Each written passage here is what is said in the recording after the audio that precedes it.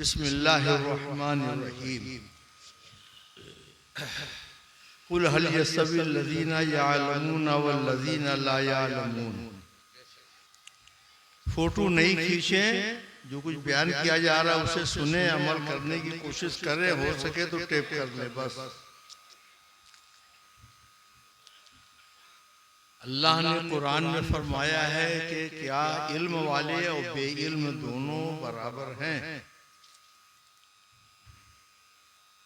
इल्म वालों का मकाम बहुत बड़ा है, अल्लाह ने उनको दर्जो बुलंदी दी है। ये भी कुरान की दूसरी आयत में है। इसकी अहमियत और अज़मत दिल में बैठाइए और आपने जो जोश जज्बे के साथ इस मदरसे की तामीर में हिस्सा लिया है, मुझे बहुत खुशी हुई। अल्लाह कबूल फरमाए। आइंदा भी ये सिलसिला जारी रहे। तामीर तो एक दिन होगी, मदरसा इंशाअल्लाह हमेशा जारी रहेगा, चलता रहेगा।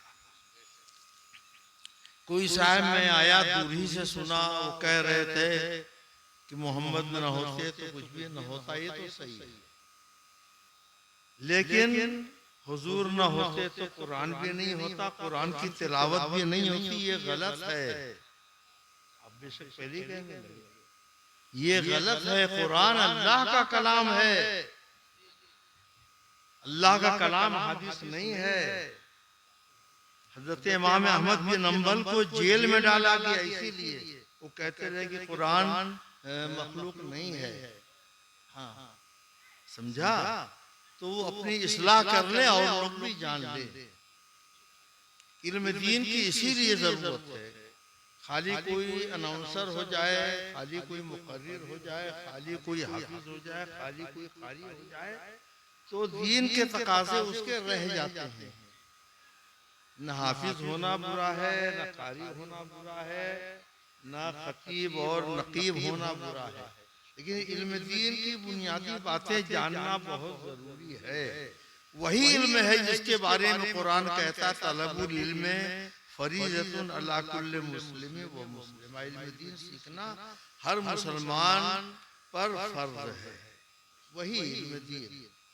हाफिज कुरान बनना फर्ज नहीं है, इससे किसी का दिल न बैठे। ये बहुत बड़ी फजीलत की बात है। ठीक है, आप भी हाफिज कुरान होगा, उसका नमाज पढ़ाने नहीं आता, तो उसको ये नहीं पता है कि कब से ये 100 कब नहीं होगा, तो हाफिज होने का तो सवाब मिल गया। बाकी दीन की रहनुमाई के लिए उसको इल्म दीन सीखना जरूरी है। इसीलिए मैं हर जगह कहता हूँ कि हाफिज होकर के बैठ मत रहिए, आलिम बनिए। ज्यादा टाइम नहीं है तो कम से कम 3-4 दर्जा आलिमियत तक जरूर पढ़ लीजिए। फाजिल होना जरूरी नहीं, बुखारी शरीफ पढ़ना जरूरी नहीं है। दीन की जरूरी तालीम हासिल करना ये जरूरी है। हाँ, औरतों के अंदर बेपर्दगी हर जगह है। यही क्या, औरतों के लिए एक हदीस शरीफ सुना देता हूँ, सुन ले, अपने दिल के मदनी गुलदस्ते में सजा ले। हदीस शरीफ में आया है कि औरत पर्दे की चीज है, जब वो बेपर्दा बाहर निकलती है तो शैतान उसे झांकता ताकता है, उसे भी वर्गलाएगा, जो उसे देखेगा उसे भी गुमराह करेगा। हाँ, तो मर्द भी इस हदीस शरीफ को याद रखें, ये औरतें भी याद रखें। बच्चियां जहां 10-12 साल की हो जाएं, उनको पर्दा कराना जरूरी है। चाहे स्कूल में पढ़ें, चाहे मदरसे में पढ़ें, चाहे ट्यूशन पढ़ें, चाहे ब्याह शादी में जाएं, पर्दा बहुत जरूरी है। और ये बहुत सी बातें मुझे बयान करनी थी।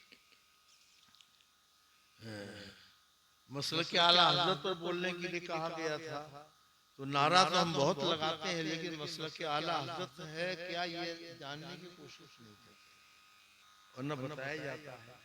सबसे पहली बात दिमाग में ये रखिए, नए लोग, कच्चे लोग ये समझते हैं कि मसलक के आला हज़रत कोई नई चीज आसमान से उतरी है, या आला हज़रत ने कोई मसलक और मजहब बनाया है। बहुत से लोग ये सोचते हैं, ये सोच के नारा लगाते हैं, ये बिल्कुल गलत है। इससे बातिल फिरके वालों को शह मिलती है, मदद मिलती है। कहते देखो ना ये लोग तो सुन्नी है, सुन्नत का नारा लगाते हैं, इस्लाम का नारा लगाते हैं, ये तो मौलाना मौलाना खा के मजहब पर है। तो आला हजरत तो कोई अलग से मजहब नहीं था, लेकिन उन्होंने दीन की खिदमत की है, हमारे ईमान की हिफाजत की है और बदअकीदों का रद्द किया है। तो इसलिए बदअकीदे गलत बातें बोल दिया करते हैं। हाँ, ये दिमाग में रखिए। आला हज़रत का मसलक वही है जो हुजूर का था, साहबे किराम का था, ताबीन का था, इमाम आजम का था, इमाम शाफी का था, इमाम अहमद बिन हम्बल का था और इमाम मालिक का था। उन लोगों का आपस में जो इख्तिलाफ था तरीक़े नमाज के सिलसिले में था। सबके पास हदीसें थी।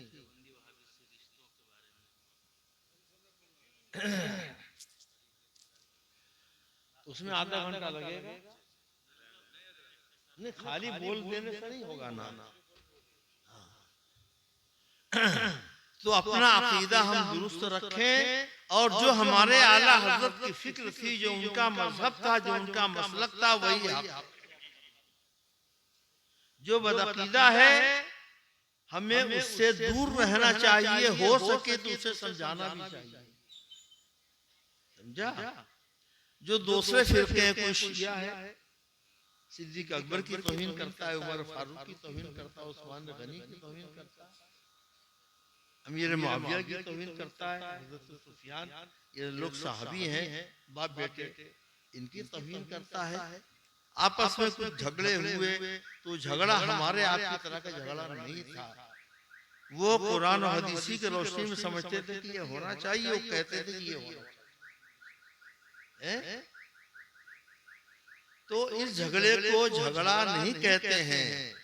आपस में नजरिए का इख्तिलाफ, मजहब का इख्तिलाफ, मसलक का इख्तिलाफ अलग है। जैसे इमाम आजम, इमाम शाफी, इमाम मालिक, इमाम अहमद बिन हम्बल, इन चारों में इख्तिलाफ है, लेकिन लड़ाई नहीं है। कोई दूसरे को काफिर, फासिक, बदअकीदा, बदमज़हब नहीं। सबके पास हदीसें हैं, सब अपनी अपनी हदीसों के मुताबिक अमल करते हैं और हम में जो जिनका मानने वाला है, मुक़ल्लिद है, वो उनके कहने पर चले। हमारे यहाँ शाफी नहीं है तो हम नहीं समझते हैं। आप केरला चले जाइए, टोटल आपको शाफी मिलेंगे। कर्नाटक में चले जाइए, गुजरात में भी कुछ जगहों पर है। हम्बली यहाँ नहीं मिलेंगे, मालकी भी यहाँ नहीं मिलेंगे, कुछ है वो लोग। बाकी पूरी दुनिया में मुख्तलिफ इलाकों में मुख्तलिफ मजहब के मानने वाले हैं। यहाँ मजहब से मुराद इस्लाम नहीं, मजहब से मुराद हर इमाम ने जो कहा है वो उनका मजहब है, उनके मानने वाले उस पर चलेंगे और वो सब सही है, सब सही। हदीस शरीफ में आया है कि मसला निकालने में अगर किसी से गलती हो तो अल्लाह माफ फरमाता है, उनको सवाब देता है, और मसला निकालने में अगर सही मसला निकाल लिया तो उसको डबल सवाब मिलता है। सवाब दोनों को मिलता है, गलती करने वाले को भी सवाब मिलता है। अल्लाह की रहमत तो देते है ना। तो ये सब मसाइल लोग जानते नहीं है, इसीलिए गड़बड़ी हो जाती है। अल्लाह ताला हमें तौफीक अता फरमाए। कोई कहता कि मिलाद शरीफ कन्हैया का जन्म है, हिंदुओं का अमल है, माज़अल्लाह। कोई कहता हुजूर को इल्म गैब नहीं, माज़अल्लाह। समझा? ये जितने देवबंदी वहाबी हैं वो यही कहते हैं। तो अगर आपका अकीदा ये नहीं है, उनका अकीदा है, तो आपको उनका साथ नहीं देना चाहिए। हो सके आपके पास कुछ पुख्तगी हुई इल्म की तो उनको समझाइए। ये बताइए कि कब्र में 3 सवाल होगा, सुना है आप लोगों ने? बोलो ना, मर रब्बु का मादीनु का मातकुलु फी हाज़िर। ये बताइए कि कब्र में जो कुछ सवाल जवाब होता है, सुना है आप लोगों ने? अरे आप लोगों ने सुना है? अरे सहाबा ने भी सुना है, किसी ने नहीं सुना? और बताया हमको किसने? किसने बताया? सरकार ने बताया कि जिब्रील अमीन हमारे पास आए थे। बोलो, नहीं आए थे। तो कब्र में क्या सवाल जवाब हो रहा है, हुजूर ने बता दिया। तो ये गैब है कि नहीं? फिर भी ये लोग कहते हैं कि हुजूर की इल्म गैब नहीं है। कैसे ये लोग हैं? इनको पागल कहा जाए, बेवकूफ कहा जाए, सब सही है। तो अगर हमने बदअकीदा, बदमज़हब कह दिया तो बिल्कुल सही है। उनको आप समझा सकते हैं तो समझाइए। जन्नत को हुजूर ने सैर की मेराज में, मेराज इसी महीने में हुई है। जहन्नम की भी सैर की, यानी दूर ही से सही, उसका भी नजारा किया। हम आप गए थे जन्नत दोज़ख देखने, हुजूर ने फरमाया, सब सही हदीस में साबित है। तो कैसे कहते हैं हुजूर को गैब की खबर नहीं? बहुत दलीलें हैं, मैंने मुख्तसर 2-3 बातें बता दी आप लोगों को, उनको याद रखिए और मजहब हक अहले सुन्नत व जमात जो है उस पर कायम रहिए। हाँ, दुरूद शरीफ पढ़ लीजिए, अल्लाहुम्मा सल्ली अला सय्यदना व मौलाना मुहम्मदिन मुबारक वसल्लम सलातम व सलामन अलैका या रसूलल्लाह दाइमन अबदन सरमदा। आजकल चमकदार टोपियां कुछ लोग सदरी भी, कुछ लोग कुर्ता भी पहन रहे हैं। तलबा खास तौर से इससे बचिए। चमकदार कपड़ा पहनना ये औरतों से मुशाबहत है, और औरतों से मुशाबहत करने वाले पर बुखारी की हदीस में लानत आई है। औरतें मर्दों का लिबास पहने तो उन पर लानत, औरतें चमकदार लिबास पहने तो उन पर लानत नहीं है, क्योंकि औरत को सजना है, बनना है, उसको जेवर सोने का पहनना जायज है ना। लेकिन मर्द को तो चांदी का भी जेवर जायज नहीं है, सिवाय एक अंगूठी के 4.5 मासे से कम, है ना। तो इस तरीके के बहुत से मसाइल मुझे बयान करने थे। अल्लाह ताला आप लोगों को तौफीक अता फरमाए। और कुरान का इल्म सिर्फ हिफ्ज नहीं है, कुरान को समझना कुरान का इल्म है। कुरान का हिफ्ज अलग चीज है, कुरान का इल्म अलग चीज है।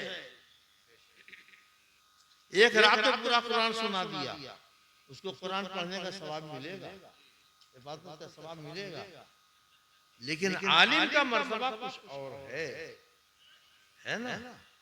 हदीस शरीफ में आया है कि जो हाफिज कुरान या कुरान पढ़ने वाला कुरान पढ़ता है, उस पर अमल करता है, उसके बाप को क़यामत में ताज पहनाया जाएगा। इस चीज को लोग भूल जाते हैं बयान करने वाले, है ना। उस पर अमल करने की कैद है बुखारी शरीफ की हदीस में। तो अमल की पहले कोशिश होनी चाहिए, उसके बाद फिर अल्लाह ताला जो भी एजाज अता फरमाएगा ये उसका फज़्ल है और हमारी आपकी खुशकिस्मती है।